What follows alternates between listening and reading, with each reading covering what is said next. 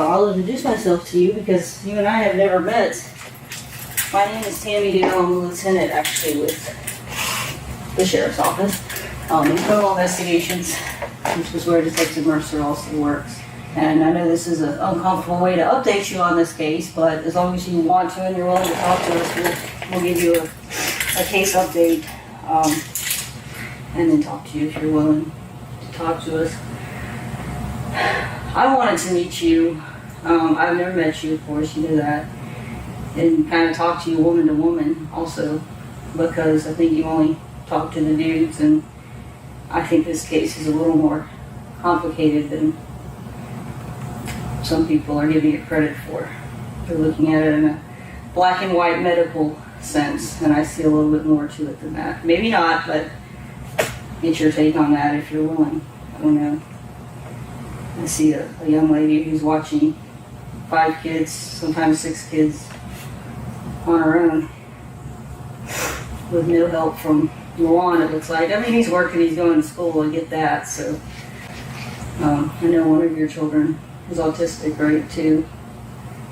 And everyone that I haven't talked to, but I've seen the interviews say that Jamaria was, God rest her soul, quite a handful.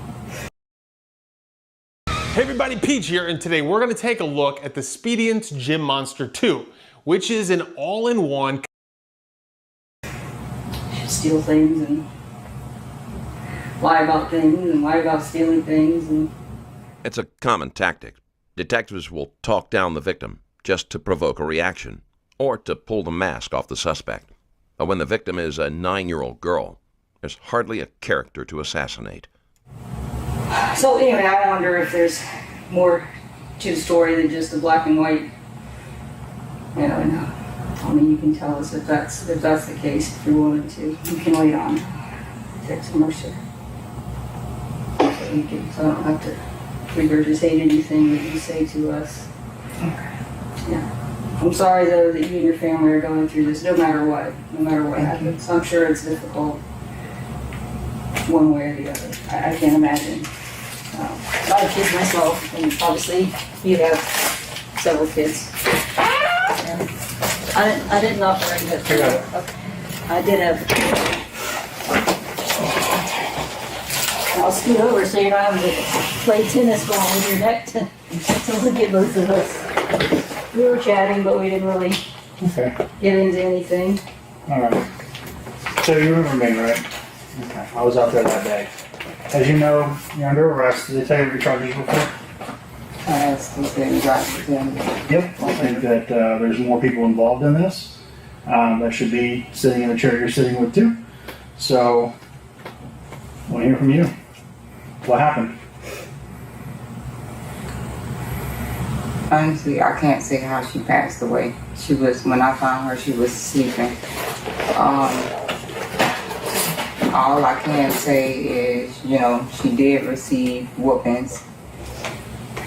I don't know how she passed. I don't know how she passed away. I honestly don't. Okay. How did she get the pinch marks all over her body? I have pinched her before, but from what I saw, I didn't pinch. I didn't do all of that. Did anybody else pinch her? Yeah. Who? Dad. Dad? When did Dad leave the house?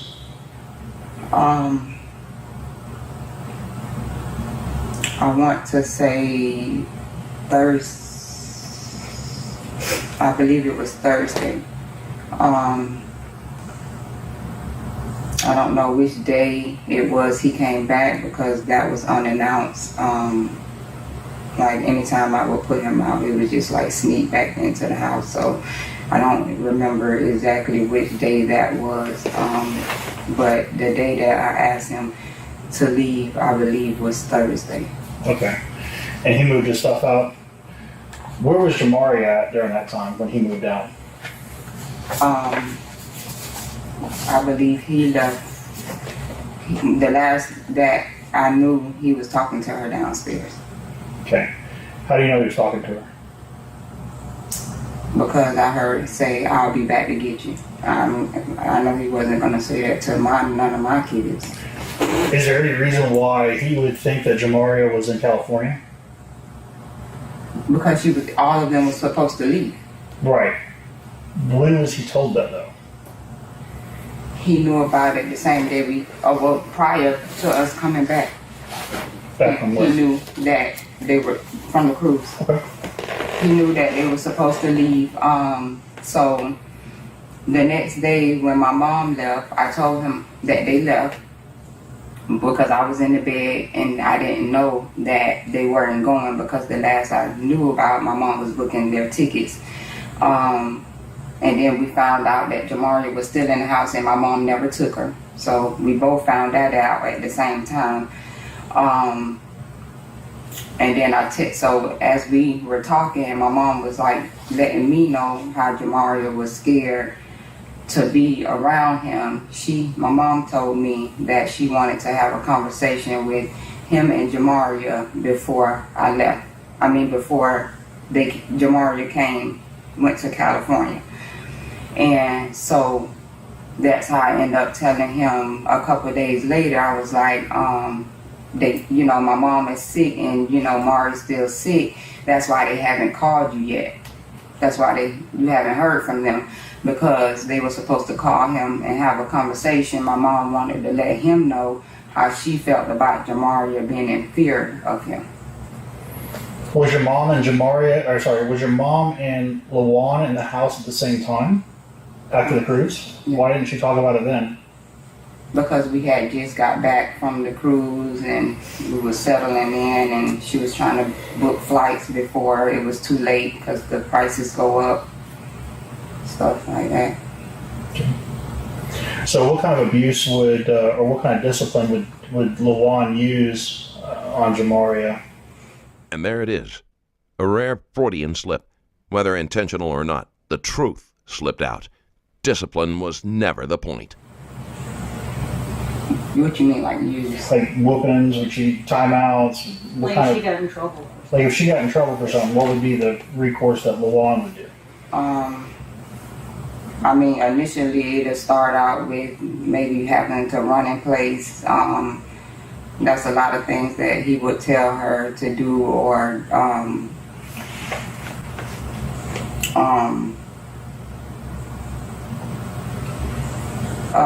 they would have to stand on the wall sometimes, and then it eventually resulted into a whooping.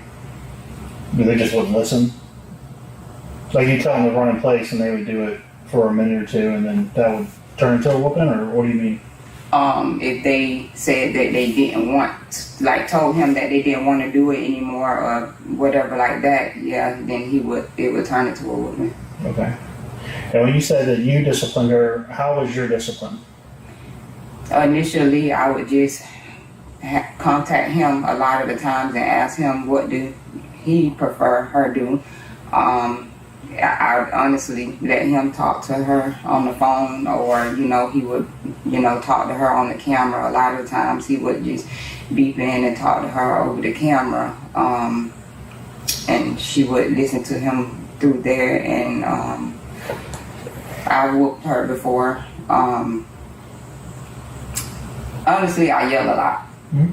I yell a lot to try to scare them to get my point across. Well, you're essentially a single mom. I mean, he's gone at work or school all day long or playing with And that strings. just started. Like, that just started. Like, I was honestly trying to do those things to get him away from me. Because I didn't help get him a job, put him in school like I did. I paid for all of that, did all of that. I just figured if he didn't have anything going on, he wouldn't leave the relationship. Yeah.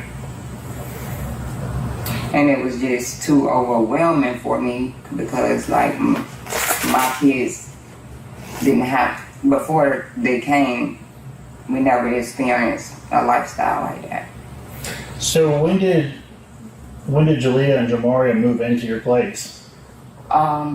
He got out in August. I believe they came in October. Jalea came in day one with problems. Eventually, she just let us know, hey, my mom and my grandma my nana told us that they don't like y'all, and I'm not gonna listen to y'all. It went from that to her purposely doing things to the girls' things and just doing things around the house, and telling her dad what she's not gonna do, etc. All that. So when you say things, what things? What were they doing? What was she doing? She took peppermint oil and would put it in the girls' makeup sponges. So like peppermint. She would purposely piss around the house, saying that she didn't want to go to the toilet. They were stealing the other kids' stuff, purposely just hiding it to. Basically, she knew what she was doing, because she was saying, I don't want to be good like the other kids. I want to be bad. So it's like, and a lot of that stuff I had to record because it was something I never seen before. Right. It always starts the same way. The child must have done something, as if a 9-year-old could provoke this level of cruelty. We demand perfection from the powerless and make excuses for the powerful. But here's what's more unsettling. This could have been stopped, and it wasn't. You want to scream at the screen, don't you? 3 months before Jamaria died, someone could have knocked on the door. But no one came, and now a child is gone, and an officer somewhere allegedly can't sleep at night. Less than 3 months before Jamaria was killed, on March 5th, 2024, the Department of Children and Families requested a well-being check on Jamaria's sister.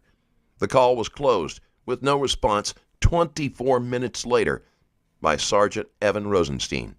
And now, all we're left with are post-mortem apologies and men in uniforms writing letters to their conscience and to their seniors talking about how they've been sick to their stomach and have not been sleeping well. And when you say record, what were you recording? Just her behavior, or her saying things, or acting a certain way? I would record, like I would try to talk to them and get an understanding, and they would like just say stuff like their mom is telling them to do those things and stuff, and I felt like I never heard a child say that before, so I would record that type of stuff so I can send to dad or just my mom or just somebody, like just be a witness of, wow, like this is what I'm going through. Send that to them? I sent it to dad. What was his reaction?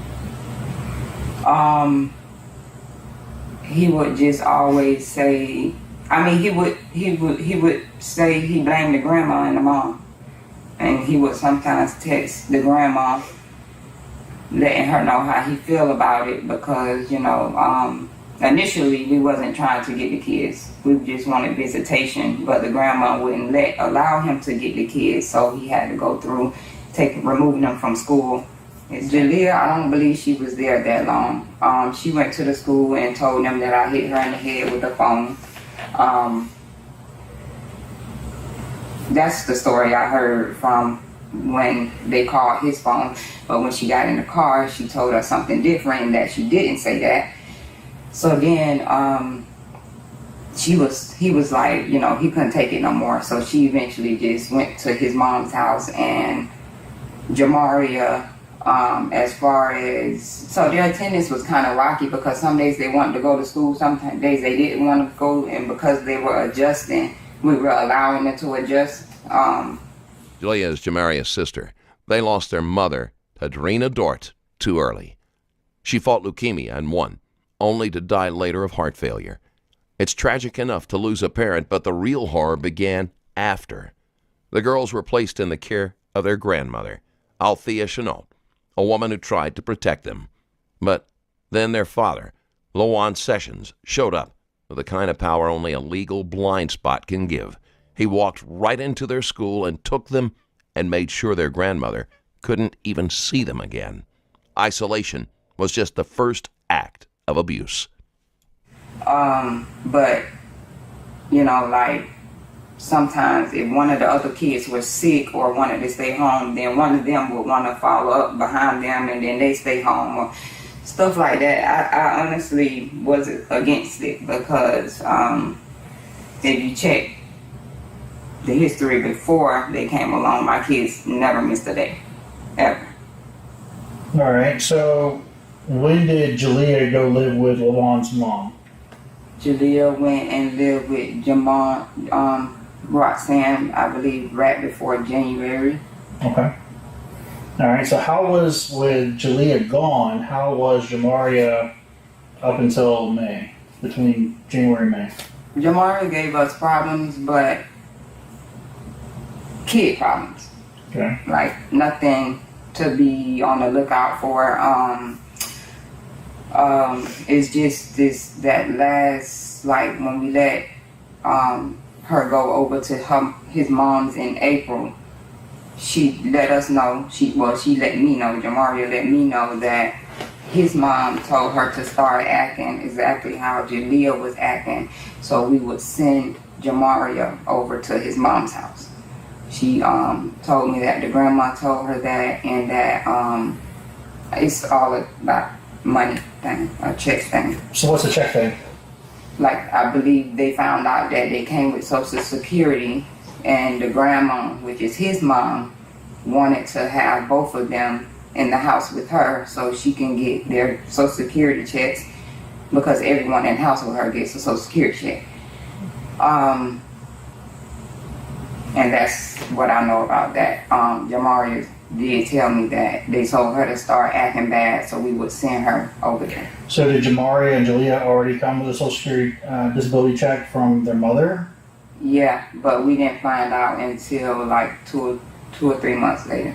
Okay, so did you guys ever apply for that? Did LaVon ever get it? So yeah, we went ahead and tried. We didn't so much apply for it. We were trying to report the grandmother as fraudulent, Okay. because we wasn't receiving it and we had the girls. So eventually I believe he applied. All right. So when was that? That he applied? It could have started in January, Okay. early on. So January, February, March, you guys are definitely getting, or LaVon was getting the checks. Mm-mm. No? They didn't approve him for the checks until she passed away. The week that she passed away, we got the letter in the mail saying that he was finally approved. Okay. And who was that passed away? Jamaria. Oh. I personally like this question. Naming the victim breaks disassociation. Abusers often detach from the humanity of the child. Saying the girl or she creates emotional distance, but saying the name forces accountability. Before we go further, let me get this straight. You send one child away, but keep the other? Because what? The direct deposit hadn't hit yet? You don't need a degree in psychology to see this wasn't about love. All right, so let's talk about March. So March, Jamaria was bitten by 7. I don't think you were there for that, right? So what happened? What do you know that happened? So he had left her there. I told him to bring her. He left her there, and you know, she's fairly new to the house at this point, and she just thought that she could deal with him behind our backs. While we were not in the house, she thought she could let him out the cage to run around, not knowing his power. So what happened was, she said that he went upstairs and was eating out the trash, and she tried to hit him, and he turned around and grabbed her. Okay. So it was nothing aggressive. They were back with each other the same night. I think it was just a reaction because we don't hit him or to stop him from eating food. Right. Probably a little food aggressive. So what happened is they called, FaceTimed us and let us know. You know, I honestly didn't react so bad about it because she wasn't crying when she called me. But he kind of reacted bad to it because he didn't know what happened, and he knew that he was the one that left her behind. I went immediately home, took her to the hospital. He was threatening me, saying, don't take her in there, that's my child. You don't have the rights to